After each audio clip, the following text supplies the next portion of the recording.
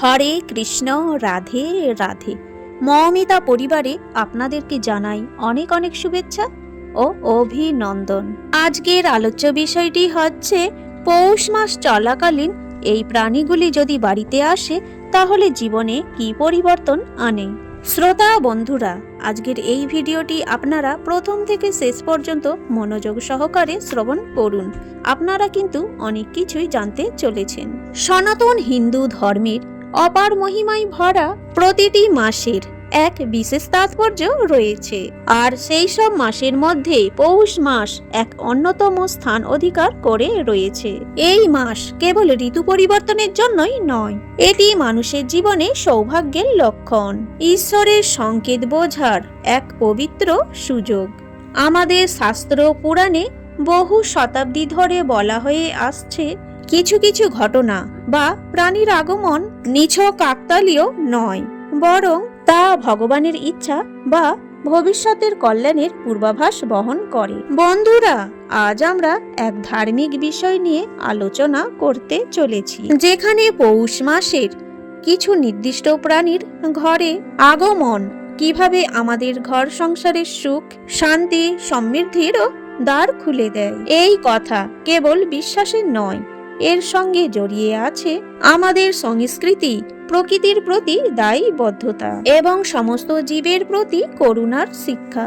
মন ও হৃদয় খুলে এই বিষয়টি শুনুন, কারণ হয়তো এই মুহূর্তেই ভগবান আপনাকে কোনো এক শুভ সংকেত পাঠাতে চাইছেন। চলুন তাহলে এইবারে ঈশ্বরের নাম করে ভিডিওটির মূল বিষয়ে প্রবেশ করা যাক।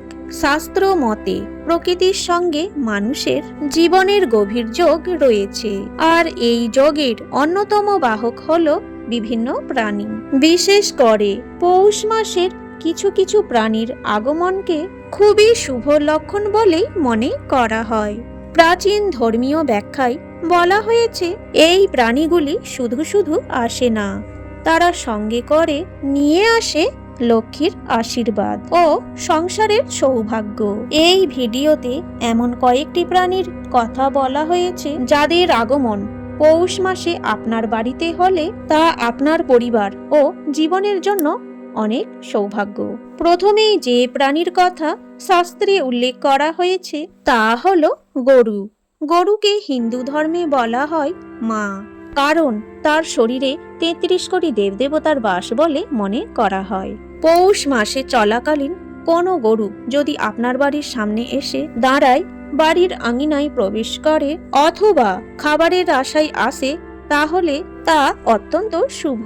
এটি ইঙ্গিত দেয় যে আপনার ঘরে অন্নর অভাব হবে না, সংসারের শান্তি বজায় থাকবে এবং পূর্বপুরুষদের আশীর্বাদ আপনার উপর বর্ষিত হবে। পৌষ মাসে গরুকে খাওয়ানো বা তার আগমন মানে লক্ষ্মী দেবীর কৃপা সরাসরি আপনার বাড়িতে প্রবেশ করা।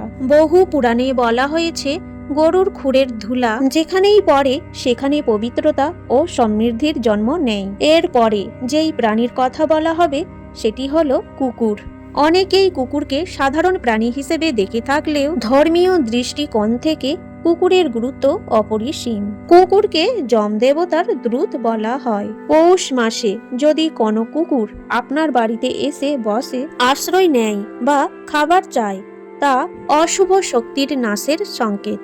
এটি বোঝায় যে আপনার বাড়ি থেকে বিপদ, রোগ ও অশান্তি দূরে সরে যাবে। বিশেষ করে কালো কুকুরের আগমন বহু শাস্ত্রে সৌভাগ্যের লক্ষণ হিসেবে বিবেচিত হয়েছে। পৌষ মাসে কুকুরকে অন্নদান করলে যমদেবের কৃপা লাভ হয় বলে বিশ্বাস।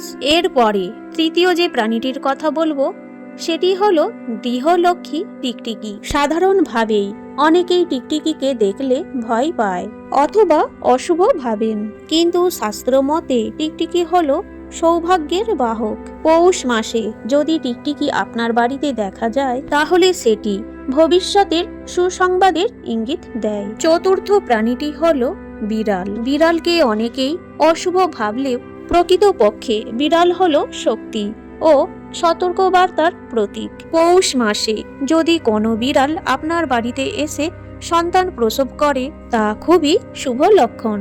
এটি বোঝায় যে আপনার পরিবারে নতুন শক্তির সঞ্চার হবে, পুরনো সমস্যা দূর হবে এবং সন্তান সুখ লাভ হবে। বিশেষ করে সাদা বা হলুদ রঙের বিড়ালের আগমন লক্ষ্মীর কৃপা হিসেবে বিবেচিত হয়। এরপর পঞ্চম প্রাণীটি হলো পিঁপড়ে। ছোট্ট এই প্রাণীটিকে আমরা অনেক সময় অবহেলা করি, কিন্তু শাস্ত্রে পিঁপড়েকে পরিশ্রম ও সঞ্চালের প্রতীক বলা হয়। পৌষ মাসে যদি আপনার রান্নাঘর, চালের হাঁড়ি অথবা ঘরের কোনো কোণে যদি পিঁপড়ের আগমন দেখা যায়, তাহলে সেটি আপনার পরিবারে অর্থের প্রবাহ বাড়বে। জয় শ্রী কৃষ্ণ। আজকের এই ভিডিওটি এখানেই শেষ করলাম। এই ভিডিও দেখে আপনি যদি একটু উপকৃত হয়ে থাকেন, অবশ্যই চ্যানেলটিকে সাবস্ক্রাইব করে পাশে থাকা বেল আইকনটি ক্লিক করে রাখবেন, যাতে আমার সকল ভিডিও নোটিফিকেশন আপনি কিন্তু খুব সহজেই পেয়ে যাবেন। এবং সকলেই ভালো থাকবেন, সুস্থ থাকবেন।